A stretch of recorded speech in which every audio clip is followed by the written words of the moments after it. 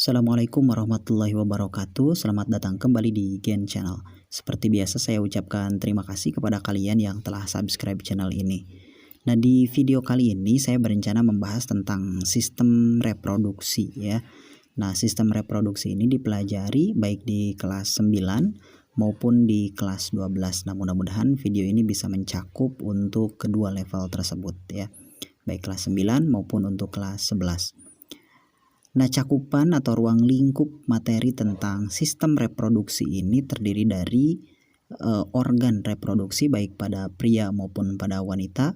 Kemudian ada gametogenesis atau proses pembentukan gamet baik spermatogenesis maupun oogenesis. Kemudian ada siklus menstruasi. Selain ada siklus menstruasi, ada pertumbuhan dan perkembangan baik sebelum lahir maupun setelah lahir, dan yang terakhir paling tentang kelainan.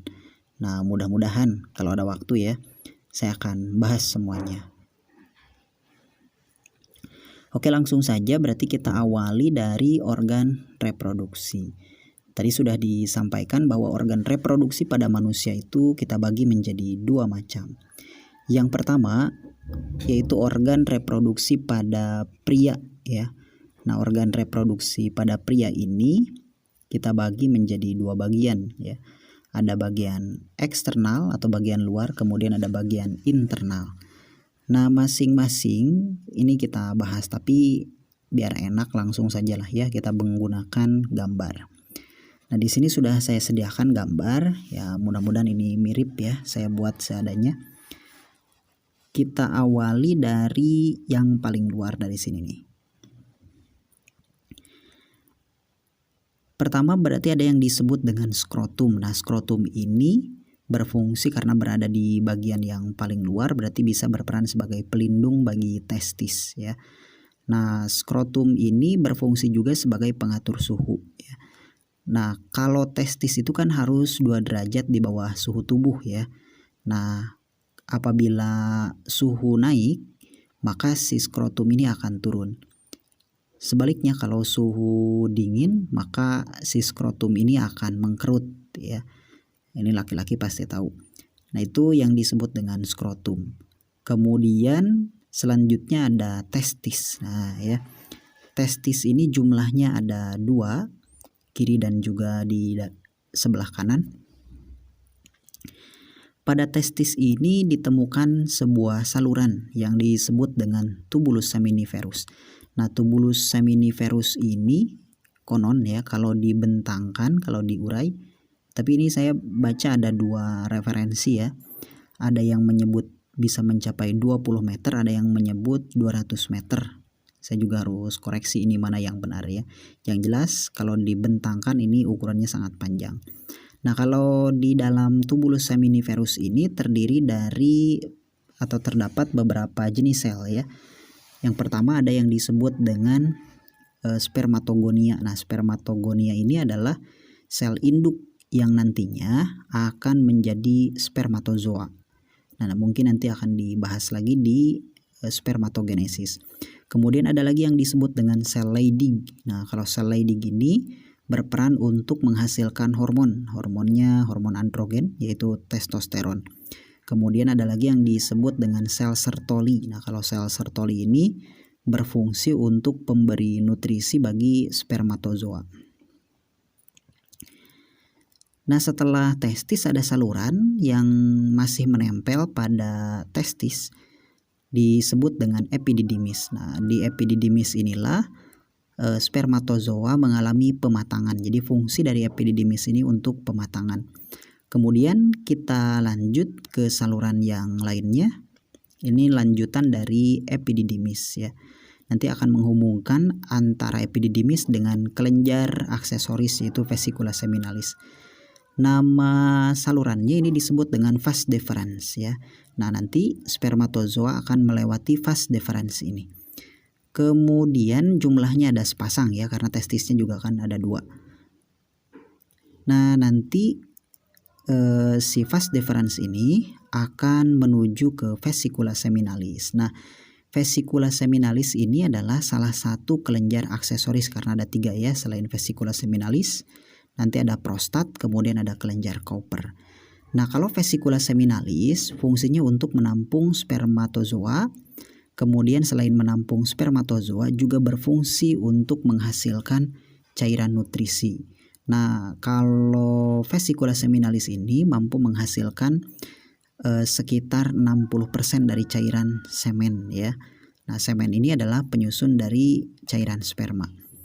Kalau sperma itu terdiri dari spermatozoa dan juga semen. Nah, semen 60%-nya dihasilkan dari vesicula seminalis yang berfungsi untuk pemberi nutrisi tadi ya.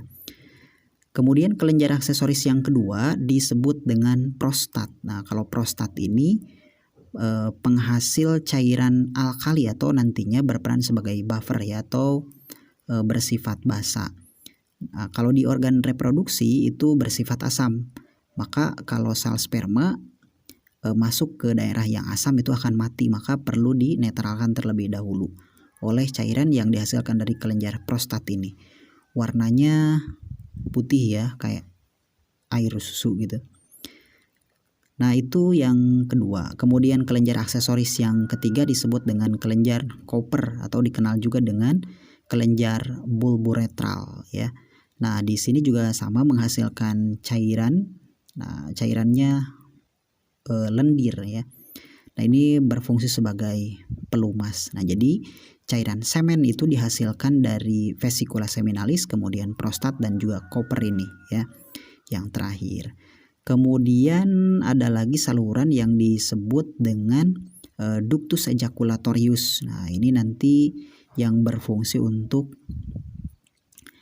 mendorong sel sperma untuk keluar. Nanti dipengaruhi oleh prostaglandin ya.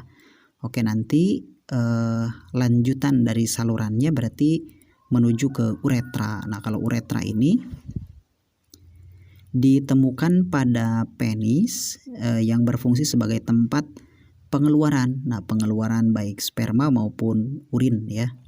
Nah, ini disebut dengan saluran uretra. Jangan tertukar ya dengan ureter. Kemudian, nah kalau organ reproduksi yang terakhir yaitu disebut dengan penis. Nah, kalau penis ini di dalamnya ada corpus cavernosum ya, baik di bagian atas maupun di bagian bawah. Nah, pada saat ereksi ini akan diisi dengan darah ya. Kemudian sebetulnya ada beberapa bagian juga, termasuk bagian kepalanya ya, yang dilindungi oleh kulup. Mungkin itu untuk pembahasan sistem reproduksi pada pria. Nah, selanjutnya berarti organ reproduksi pada organ reproduksi wanita ini juga sama ya, dibedakan menjadi 2 macam. Ada bagian luar, kemudian ada bagian dalam. Tapi kita bahas dari bagian dalam terlebih dahulu. Saya juga sudah sediakan ini gambarnya, ya mudah-mudahan juga ini jelas ya. Pertama kita awali dari bagian yang paling penting yaitu ovarium ya. Ovarium ini juga sama seperti testis, jumlahnya ada 2 di sebelah kiri dan juga di sebelah kanan. Nah, di dalam ovarium ini atau ovarium ini berfungsi untuk penghasil sel telur atau nanti oosit dulu ya. Oosit. Ada oosit primer, kemudian ada oosit sekunder. Kemudian selain itu, ovarium juga berfungsi untuk menghasilkan hormon. Nah, hormon di sini ada 2 jenis. Yang pertama ada hormon estrogen, kemudian ada progesteron. Yang keduanya berfungsi untuk atau berperan penting dalam penebalan endometrium atau dinding rahim atau uterus ya.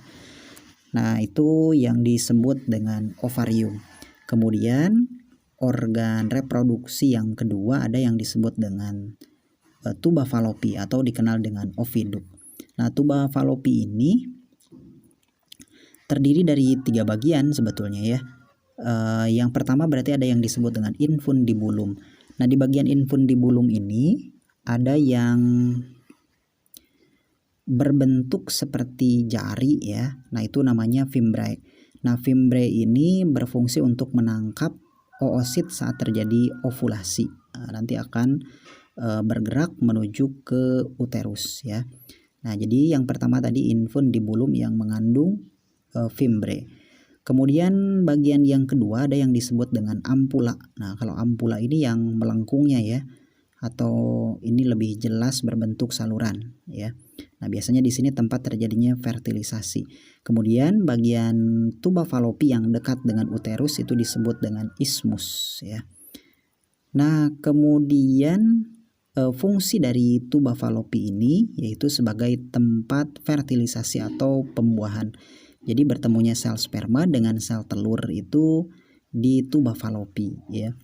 Kemudian kita lanjut ke organ yang lain yaitu uterus atau rahim ya. Di bagian uterus ini terdiri dari 3 bagian kalau berdasarkan lapisannya ya.